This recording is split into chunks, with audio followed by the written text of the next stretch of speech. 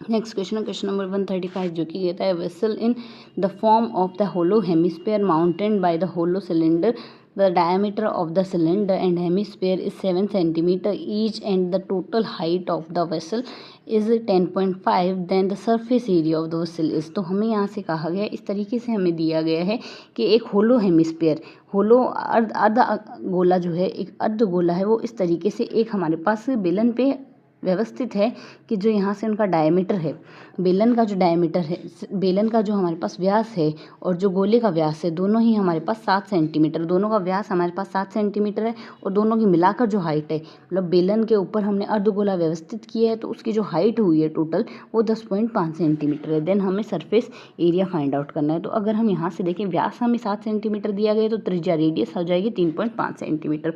अब टोटल हमें इस तरीके से दिया है।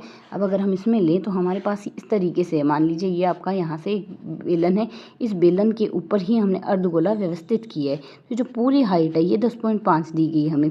तो इसमें यहाँ से अगर सिर्फ बेलन की ऊंचाई हमने लेनी हो तो बेलन की ऊंचाई में यहाँ से अर्धगोले वाली ऊंचाई माइनस कर देंगे। अर्धगोले की ऊंचाई कितनी होगी उसकी त्रिज्या के बराबर, त्रिज्या कितनी थी 3.5, अभी हमने निकाल ली है व्यास की आधी करके। तो यहाँ से टोटल हाइट क्या आ जाएगी अगर सिर्फ बेलन की निकालनी हो 10.5 माइनस 3.5 जो कि 7 सेंटीमीटर आ गई। अब अगर हमें सरफेस एरिया देखना हो ये हमारे पास आ रहा है यहाँ से सरफेस एरिया अगर बेलन का देखें बेलन का हमारे पास पृष्ठीय क्षेत्रफल क्या आएगा यहाँ से 2 पाई आर एच 2 गुणा पाई का मान 22/7 कर दिया, आर का मान 3.5 कर दिया और एच का मान है हमारे पास हमने निकाला है 7 सेंटीमीटर आ गया।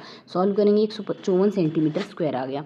ठीक इसी तरीके से अर्धवृत्त का अगर सरफेस एरिया देखेंगे अर्धवृत्त का हमारे पास सरफेस एरिया यहाँ से पृष्ठीय क्षेत्रफल क्या बनेगा 2 पाई आर स्क्वायर।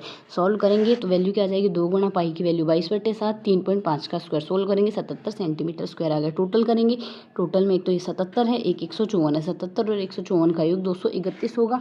तो यहाँ से हमारे पास वैल्यू आ जाएगी 231 इसका आंसर।